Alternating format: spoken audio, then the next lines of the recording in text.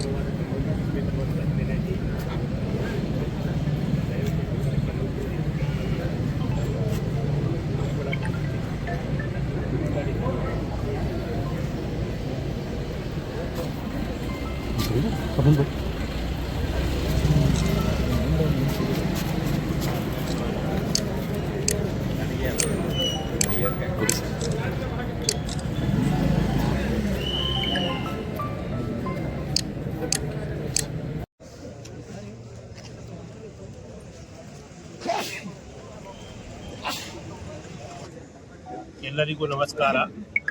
ಇವತ್ತು ವಿಜಯಪುರ ಜಿಲ್ಲೆಯ ಎಲ್ಲ ನಗರ ಸ್ಥಳೀಯ ಸಂಸ್ಥೆ ಮತ್ತು ಮಹಾನಗರ ಪಾಲಿಕೆ ಒಳಗೊಂಡಂತಹ ಎಲ್ಲ ಅಧಿಕಾರಿ ಮತ್ತು ನೌಕರ ವರ್ಗದವರು ಬೃಹತ್ ಸಂಖ್ಯೆಯಲ್ಲಿ ವಿಜಯಪುರ ಜಿಲ್ಲೆಯ ಜಿಲ್ಲಾಧಿಕಾರಿಗಳ ಕಚೇರಿಗೆ ನಾವು ಬಂದು ಮನವಿ ಕೊಟ್ಟಿದ್ದೀವಿ.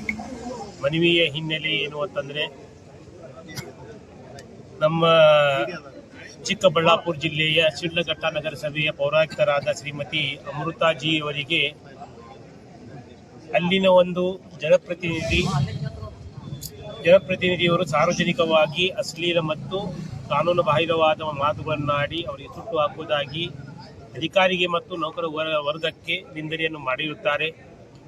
ಈ ಹಿನ್ನೆಲೆಯಲ್ಲಿ ನಾವು ವಿಜಯಪುರ ಜಿಲ್ಲೆಯ ಎಲ್ಲ ಅಧಿಕಾರಿಗಳು ಮತ್ತು ನೌಕರರು ಸೇರಿ ಅವರಿಗೆ ಕೂಡಲೇ ಬಂಧಿಸಬೇಕು ಮತ್ತು ಅವರ ಮೇಲೆ ಕೂಡಲೇ ಉಗ್ರವಾದ ಕಠಿಣ ಶಿಕ್ಷೆಯನ್ನು ಮಾಡಬೇಕು ಅನ್ನುವಂಥ ಹಿನ್ನೆಲೆಯಲ್ಲಿ ಮಾನ್ಯ ಜಿಲ್ಲಾಧಿಕಾರಿಗಳ ಮುಖಾಂತರ ಸರ್ಕಾರಕ್ಕೆ ಒಂದು ಮನವಿಯನ್ನು ಕೊಡ್ತಾ ಇದ್ದೀವಿ.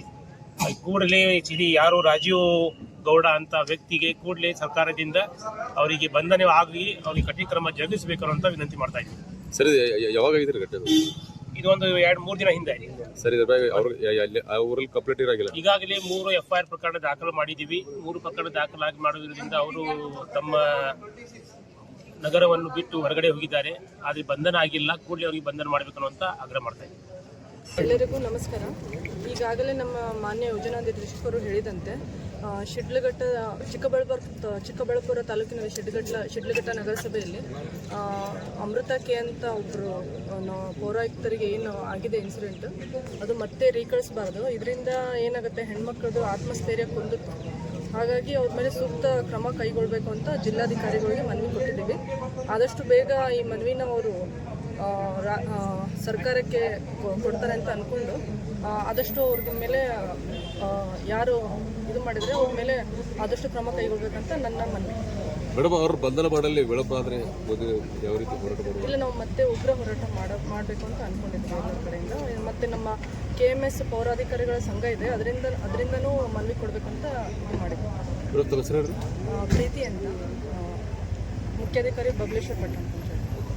ನನ್ನ ಹೆಸರು ಅಬ್ಬಾಸ್ ಅಲಿ, ಮುದಸ್ಸಬ್ ಕಾಕಂಡ್ಕಿ, ಕರ್ನಾಟಕ ರಾಜ್ಯ ಪೌರ ನೌಕರ ಸಂಘದ ಜಿಲ್ಲಾಧ್ಯಕ್ಷರಾಗಿ ಮಾತಾಡ್ತೀನಿ. ಯಾಕಂದ್ರೆ ಪದೇ ಪದೇ ಈ ಥರ ಇವತ್ತು KMS ಅಧಿಕಾರಿಗಳ ಮೇಲೆ ಆಗಿರ್ಬೋದು, ಮುಖ್ಯ ಅಧಿಕಾರಿಗಳ ಮೇಲೆ ಆಗಿರ್ಬೋದು, ಪೌರ ಕಾರ್ಮಿಕರ ಮೇಲೆ, ವಾಹನ ಚಾಲಕರ ಮೇಲೆ, ನೀರು ಸರಬರಾಜು ನೌಕರರ ಮೇಲೆ ಪದೇ ಪದೇ ಈ ರಾಜಕೀಯ ವ್ಯಕ್ತಿಗಳು ನಮ್ಮ ಮೇಲೆ ಭಾಳ ದೌರ್ಜನ್ಯ ಮಾಡ್ತಾರೆ. ಯಾಕಂದ್ರೆ ನಾವು ಈ ಪುರಸಭೆಯಲ್ಲಿ ಹಗಲು ರಾತ್ರಿ 28 ಸರ್ವಿಸ್ ಸಾರ್ವಜನಿಕ ಕೊಡೋದು ಯಾವ ಇಲಾಖೆ ಅಂದ್ರೆ ಮುನ್ಸಿಪಾಲಿಟಿ ಇಲಾಖೆ. ನಾವು ನಾಳೆಗೆ ಆಗೋ ಕೆಲಸ ಇನ್ನೂ 2 ದಿನ ಬಿಟ್ಟು ಮಾಡ್ತೀವಿ ಅಂದ್ರೂ ಇಲ್ಲ, ಇವತ್ತಿನ ದಿನ ಆಗ್ಬೇಕಂತ ಹೇಳಿ ಇದು ಸುಮಾರು ಇದು ಒಂದೇ ಸಿಗಲ್ಗಡದ ಒಂದೇ ಅಲ್ಲ, ನಮ್ಮ ಸುಮಾರು ಮೊನ್ನೆ ರಾಮನಗರದಾಗ ಒಂದು ಘಟನೆ ಇತ್ತು, ಮೊನ್ನೆ ಹರಿಹರದಾಗ ಒಂದು ಘಟನೆ ಇತ್ತು. ಈ ಥರ ನಮ್ಮ ನೌಕರರ ಮೇಲೆ ಹಲ್ಲೆ ಆದ್ರೆ ಮುಂದಿನ ನಿರ್ಮಾಣಗಳಲ್ಲಿ ಈ ಥರ ಆದರೆ ನಾವು ಎಲ್ಲ ಕೆಲಸನೂ ಕಸ ನೀರೆಲ್ಲ ಬಂದ್ ಮಾಡಿ ಮುಷ್ಕರ್ಮ ಕೈಗೊಳ್ಬೇಕಾಗ್ತದೆ. ಅದಕ್ಕೆ ಆದಷ್ಟು ಸರ್ಕಾರ ಅವರಿಗೆ ಈ ಥರ ನಮ್ಮ ಮುನ್ಸಿಪಾಲಿಟಿ ಎಂಪ್ಲಾಯ್ದವ್ರ ಮೇಲೆ ಆಗಬಾರ್ದಂಥದ್ದು ಅವರು ಸ್ವಲ್ಪ ಮುಂದೆ ಎಚ್ಚರಿಕೆ ಅವ್ರಿಗೆ ನೀಡಿ ನಮ್ಮ ಮುನ್ಸಿಪಾಲಿಟಿ ಎಂಪ್ಲಾಯ್ದವರಿಗೆ ಅವ್ರು ನಮ್ಮ ಬೆನ್ನಲ್ಲಿ ನಿಂತ್ರಪ್ಪ ಅಂದ್ರೆ ನಾವು ನಮ್ಮ ಅಸೋಸಿಯೇಷನ್ ಪ್ರಕಾರ ನಮ್ಮ ಸಂಘದ ಪರವಾಗಿ ನಮ್ಮ ಎಲ್ಲ KMS ಸಂಘದ ಪರವಾಗಿ ಅವ್ರಿಗೆ ನಾವು ಧನ್ಯವಾದಗಳು ಹೇಳ್ತೀವಿ. ಯಾಕಪ್ಪ ಅಂದ್ರೆ ನಾವು ಹಗಲು ರಾತ್ರಿ ಬೆಳಿಗ್ಗೆ 5 ಗಂಟೆ ಎದ್ದು ಕಸ ತೆಗಿಲಕ್ಕೆ ಹೋದ್ರೂ ಅಲ್ಲಿನೂ ನಮ್ಮ ಮೇಲೆ ಸ್ವಲ್ಪ ಕಸ ತೆಗಿಲಿಕ್ಕಂದ್ರೆ ನಮ್ಮ ನೌಕರರ ಮೇಲೆ ಸ್ವಲ್ಪ ಬೇರೆ ಬೇರೆ ಶಬ್ದದಲ್ಲಿ ಮಾತಾಡೋದಾಗಲಿ, ನೀರು ಬಿಡು ಕಾರ್ಮಿಕರಿಗಾಗಲಿ, ಇವತ್ತು ಆಫೀಸ್ನಾಗ ಜನ ಮರಣ ವಿಷಯದಾಗ ಆಗಲಿ, ಇವತ್ತು ಆಫೀಸ್ ಸಿಬ್ಬಂದಿಗಳಿಗೆ ಆಗಲಿ, ಅವ್ರ ಅಧಿಕಾರ ಮುಗಿದ್ರು ಅದು ಇಲ್ಲಿಗಲಿ ಕೆಲಸ ಏನದ ಇದು ಆಗಬೇಕು ಆಲಿಕ ನೋಡಂತ ಈ ತರ ಹೆದರಿಸಿ ಮಾಡಿ ನಮ್ಮ ನೌಕರದಾರಿಗೆ ಏನೋ ಒಂದು ಅರೇಂಜ್ಮೆಂಟ್ ಮಾಡಿ ಈ ತರ ಬಹಳ ತೊಂದರೆ ಕೊಡ್ಲಾತ್ತಾರ. ದಯಮಾಡಿ ತಮ್ಮ ಮಾಧ್ಯಮ ಮುಖಾಂತರ ನಾ ಇಷ್ಟೇ ಕೇಳ್ಕೊಳ್ಳೋದು, ಈ ತರ ಇನ್ನು ಮುಂದೆ ನಮ್ಮ ನೌಕರದಾರಿಗೆ ಆಗಬಾರ್ದು ಅನ್ನೋದು ನಾವು ವಿನಂತಿ ಮಾಡ್ಕೊತೀವಿ. ಅಬ್ಬಾಸ್ ಅಲಿ ಕಾಕಂಡಿಕಿ, ಜಿಲ್ಲಾಧೀಶ, ಕರ್ನಾಟಕ ರಾಜ್ಯ ಪೌರ ನೌಕರರ ಸಂಘ.